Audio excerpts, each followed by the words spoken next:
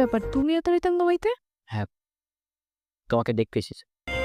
আব্বা পাশের রুমেই আছে, দেখলে কিন্তু সমস্যা হবে। তুমি তাহলে যাও। বকুল, হ্যাঁ, আমি তোমাকে একটা কথা বলতে চাই। কি করবে তাড়াতাড়ি করে বিদায় হও।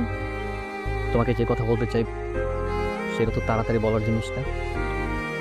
সব কথা চাইলেও তাড়াতাড়ি বলা যায় না। তাহলে কালকে কো, কালকে দেখাও। কালকে যাও যাও যাও।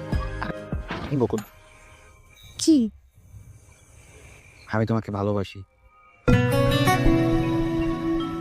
কি?